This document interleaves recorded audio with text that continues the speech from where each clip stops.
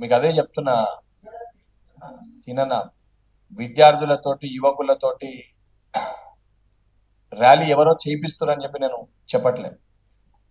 ఏదైతే వారికి ఉన్న సోషల్ మీడియా ప్లాట్ఫామ్స్ లో మనం మాట్లాడిన అంశం ఒకటి ఉంటే, ఉదాహరణకు మీరు ఎప్పుడు నన్ను క్వశ్చన్ అడిగాను, నేను సమాధానం చాలా క్లుప్తంగా చెప్పకపోతే సింపుల్ గా ట్యాగ్ లైన్ పెట్టేసి బీఆర్ఎస్ వాళ్ళతో ర్యాలీ చేపిస్తుందని మళ్ళీ దాన్ని తప్పుడు ప్రచారం చేసే ప్రయత్నం చేస్తారు.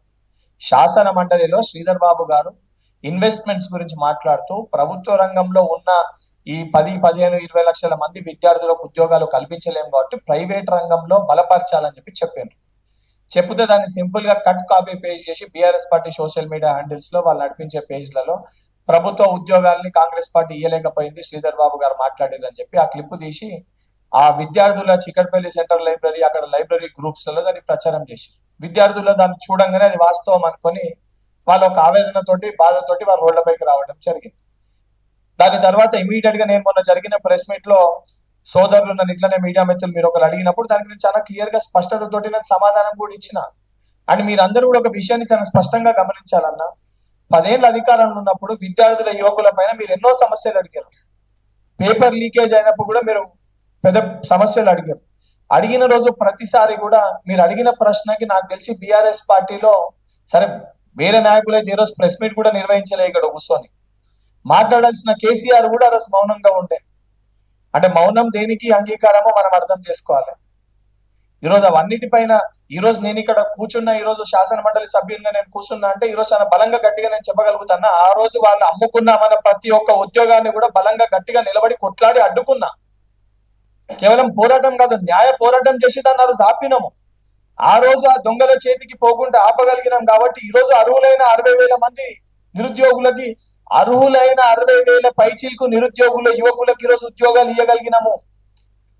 లేకపోతే ఆ రోజు ఈ దొంగలు ఈ ఉద్యోగాలను కూడా అమ్ముకునే ప్రయత్నం చేసిర్రు. ఇది అవాస్తవం అని చెప్పి కేటీఆర్ ని బయటికి వచ్చి ఒట్టేసి చెప్పమనండి, కేసీఆర్ ని బయటికి వచ్చి ఒట్టేసి చెప్పమనండి. నేను చూపిస్తాను, నేను ప్రూవ్ చేస్తా. ఎక్కడెక్కడ ఎవరెవరు చేసిర్రు, ఏ మండలంలో చేసిర్రు, దానికి ఎవరెవరు భాగస్వాములు నేను క్లియర్ గా చెప్పిన. నేను దానిపైన పదే అంత ఇంట్రెస్ట్ ఉంది కదా, మళ్ళీ ఆ విషయం పైన నేను ముఖ్యమంత్రి గారిని కలిసి దానిపైన కూడా మళ్ళీ ఒక ఇన్వెస్టిగేషన్ చేయాలి, అసలు పేపర్ లీకేజ్ అయిందని చెప్పి దానిపైన కూడా కోరడం కూడా జరుగుతుంది. అన్న వాళ్ళు వీడియో పెట్టినరు, ఆ వీడియోలో ఉన్న విద్యార్థులు కూడా నేను వచ్చి నన్ను కలిసిండ్రు, వాళ్ళకి రిప్రజెంటేషన్ ఇచ్చారు. ఎవరైతే విద్యార్థులు నేను కొంతమంది అక్కడ ఉన్నారో ఆ కానిస్టేబుల్ రిక్రూట్మెంట్ కి నిన్న వాళ్ళు వచ్చి నన్ను కలిసిండ్రు. ఆ కలిసిన ఫొటోస్ కూడా నిన్న గ్రూప్స్ లో వాళ్ళు పెట్టారు, నేను సాయంత్రం నన్ను కలిసినాయి. వాళ్ళు కూడా చాలా క్లియర్ గా చెప్తారు, మా ప్రాబ్లం ఇది, మాకు ఇది చెయ్యాలని లేదు, కానీ బీఆర్ఎస్ తో పాటు టచ్ లో ఒక 7-8 మంది ఉన్నారు, వాళ్ళు అన్నెసరికి ప్రాబ్లం క్రియేట్ చేస్తున్నారు, వాళ్ళ వర్షన్ కూడా వాళ్ళు చెప్తున్నారు. అండ్ మీరు ఆ బీఆర్ఎస్ పార్టీ పోస్ట్ చేసిన ఎక్కడ కూడా వీడియోలో లాఠీలు ఎక్కడ లేవు. రోడ్ బ్లాక్ చేస్తున్నప్పుడు జనరల్ గా కూడా నేను కూడా ప్రొటెస్టులు చేసిన, నా పైన కూడా 88 కేసులు ఉన్నాయి. జనరల్ గా ఎక్కడన్నా రోడ్ బ్లాక్ చేసినప్పుడు ట్రాఫిక్ ఇన్కన్వీనియన్స్ అవుతున్నప్పుడు తీసి పక్కకి వేస్తారు. ఎవరిపైన కేసు బుక్ చేసిరా, ఎవరిపైన కేసు రిజిస్టర్ అయిందా? లా అండ్ ఆర్డర్ కంట్రోల్ తప్పుతున్నప్పుడు ప్రివెంటివ్ కస్టడీ తీసుకొని రోడ్డు ట్రాఫిక్ క్లియర్ చేయరా? అది కూడా ఆడ విద్యార్థులు రాగానే దాన్ని కూడా సీఎం గారికి అడిగి క్లియర్ చేయన్నా, చేద్దాం, ముట్టుకొద్దని చెప్పి పోలీస్ అధికారులు అడుగుతారా? ఏం మాట్లాడతారన్నా?